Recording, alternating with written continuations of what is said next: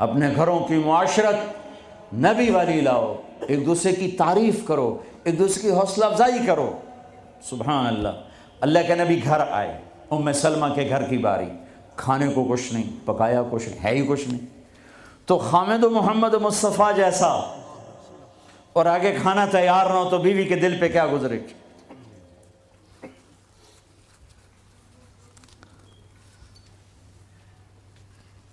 آپ نے پوچھا ام سلمہ کھانا کھانے کو کچھ ہے؟ تو ایک دم انہوں نے بہت ہی ندامت لجاجت کے ساتھ کہا، یا رسول اللہ کچھ نہیں ہے، یہ سرکہ پڑا ہوا ہے۔ اب سرکہ کیا کہتے ہیں انگریزی میں؟ ونیگر، شاید کسی کو سرکہ سمجھ میں نہ آئے۔ ایسی چیز ہے، ایک ڈراپ یہاں رکھو تو تمہاری زبان جل جائے گی، ہاف ٹی سپون لو تو تمہارا سارا گلا چیر کے رکھ دے گا۔ اور میں غلطی سے کوئی سرکے میں، بعض سلاد پہ ہوتا ہے نا سرکہ ڈالا ہو، میں غلطی سے میرے منہ میں کوئی ایک پتا بھی چلا جائے تو ایک ہفتہ میرا گلا گیا، اتنا میرا سینسٹیو گلا ہے اس سے۔ سرکہ کوئی کھانے کی چیز؟ انہوں نے تو آج یا رسول اللہ بھائی ایک سرکہ ہے، ہائے ہائے ہائے ہائے۔ آگے میرے نے کہ سرکہ بھی کوئی کھامڑ دی شاید، تو اتنا ہی نہیں پتا بھائی سرکہ کھامڑ دا نہیں ہوتا۔ میرے نبی نے فرمایا ہو نعم الادام الخل، ام سلمہ سرکے جیسا تو سالن ہی کوئی نہیں، ہے سرکے جیسا تو سالن ہی کوئی نہیں۔ کیسے اپنی بیگم کو شرمندگی سے نکالا اور احساس کمتری سے نکالا، سرکے جیسا تو سالن ہی کوئی۔ جس گھر میں سرکہ ہے انہیں کسی سالن کی ضرورت ہی کوئی نہیں۔ یوں حوصلہ بڑھایا جاتا ہے۔ یہاں تو چونکہ وہ مقابلے کی ٹکر، یہاں بیویاں بھی ڈاڈی ہیں خوب، اور تو یہاں تو ان کی اپنی کونسلز بنی ہوئی ہیں۔ تو میں مسلمان عورت کو کہتا ہوں، چونکہ یہ میری بات آگے جا رہی ہے، آپ میرے سامنے بیٹھے ہو، ایک دوسرے کو عزت دو، برداشت کرو۔ میرے نبی نے فرمایا بہترین مسلمان وہ ہے جو بیوی سے اچھا سلوک کرتا ہو، اور بیوی سے فرمایا میری شریعت میں سجدہ ہوتا تو بیوی سے کہتا خامند کو سجدہ کر۔ بہترین صدقہ اولاد کی تربیت ہے۔ پورا گھر میرے نبی نے نقشہ بنایا، ہر ایک کی قیمت بتائی۔ ماں تیرے قدموں تلے جنت، کہ کاش میری ماں زندہ ہوتی، تم دیکھتے میں کیا کرتا، میں عشاء کی نماز کے مصلی پر ہوتا، میں سورۃ فاتحہ پڑھ رہا ہوتا، ادھر سے آواز آتی میری ماں کی محمد، تو میں نماز توڑ کے کہتا لبیک اماں جان۔ باپ کا تیرے جنت کا دروازہ ہے، باپ تیری جنت کا دروازہ ہے، کھولنا توڑنا نہیں، کھولنا توڑنا نہیں، توڑ دیا تو جنت میں نہ جا سکو گے۔ سب سے بہترین مسلمان جو بیوی سے اچھا سلوک کرے، سب سے بہترین عورت جو اپنے خامند کی منشا کو دیکھے۔ پھر آپ نے ایک عجب بات فرمائی جو معاشرے میں بہت بوجھ بنتا ہے جس کا، ہاں بھائی تمہیں ایسا صدقہ بتاؤں جس سے بڑھ کے کوئی صدقہ نہیں، تمہیں ایسا صدقہ بتاؤں جس سے بڑھ کے کوئی صدقہ نہیں۔ انہوں نے کہا جی کیا؟ کہا الابنۃ المردودہ، جس کی بیٹی کو طلاق ہو گئی یا بیوہ ہو گئی اور گھر واپس آ گئی ماں باپ کے، یا ماں باپ نہیں ہے تو بھائی ہیں، وہ ایک بوجھ بنتی ہے ماں باپ پر بھی، اور بھائی تو ویسے ہی باغی ہو جاتے ہیں۔ میرے نبی نے فرمایا اس بچی پہ خرچ کرنا کائنات کا سب سے افضل صدقہ ہے۔ گھر، ایک گھر کیسے چلتا ہے؟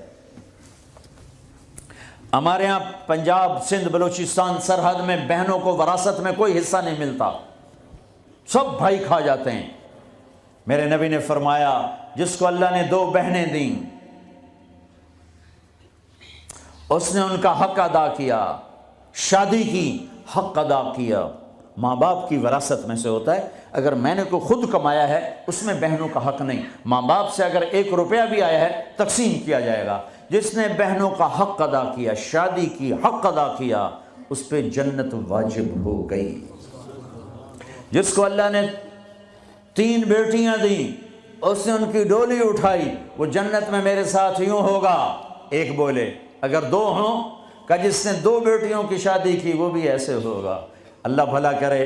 ایک صحابی کا کہ جس کی 1 ہو، کہ جس کی 1 ہے، اگر اس نے اس کو عزت سے رخصت کیا تو وہ بھی میرے ساتھ ایسے ہی ہوگا.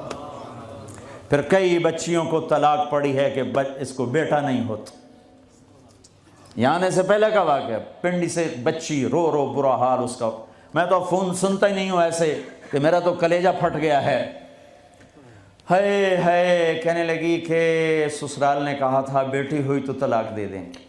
تو میں نے کہا اس میں میرا کیا قصور ہے، اور بیٹی ہی ہوئی اور مجھے طلاق پڑ گئی اور میں گھر آ گئی 22 سال کی عمر میں. بیٹی دینے والا اللہ اور ظلم کرنے والا سسرال.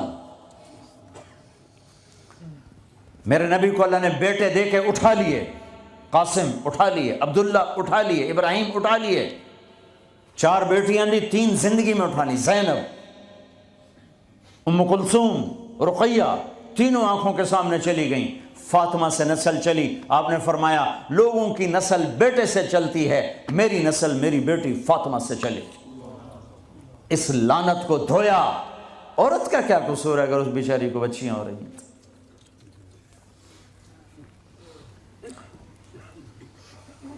جس نے اپنی بہنوں کو حق ادا کیا، جس نے بیٹیوں کو ڈولے میں بٹھایا، ان کا حق ادا کیا، کہ جنت میں یوں ہو جائے گا. بہنوں کو دینا اتنا ضروری ہے، حرام ہو جاتی ہے روٹی. میں نے مولانا جمشید صاحب میرے استاد ہیں، میں نے ان سے تفسیر پڑھی ہے. میں ایک دن شہد کی بوتل لے کر گیا، پرانی بات ہے 76-77. میں نے کہا حضرت یہ ہدیہ ہے. فرمایا کہاں سے لائے ہو؟ میں کہا جی میرے اپنے باغ کا ہے. فرمایا تیرے باپ نے اپنی بہنوں کو، تیرے باپ نے اپنی بہن یعنی میری پھوپھیوں کو، تیرے باپ نے اپنی بہنوں کو زمین میں سے حصہ دیا تھا؟ یہ سوال کیوں کیا؟ 10 روپے کی شہد کی بوتل تھی اس وقت، کہ اگر دیا تھا تو یہ میں لے لوں گا، اگر نہیں دیا تو پھر یہ حرام ہے، میں نہیں لوں گا. یہ مطلب تھا. تیرے باپ نے بہنوں کو حصہ دیا تھا؟ میں کہا جی اللہ کا شکر ہے میرے باپ کی بہن ہی کوئی نہیں. 2 بھائی، ساری زمین 2 بھائیوں کی، 2 بھائی. میں نے کہا جی اب موجہ ہی موجہ، بہن تھی کو ہوتی تو کوئی نہ دیتے. پھر کہنے لگے اچھا تیرے دادا نے اپنی بہنوں کو زمین میں سے حصہ دیا تھا؟ میں کہا جی اس لیے میں جمعہ ہی کوئی نہ ہوں. اتنی ریسرچ کے بعد ایک شہد کی بوتل قبول فرمائی. بیٹیوں کو دینا اتنا ضروری ہے.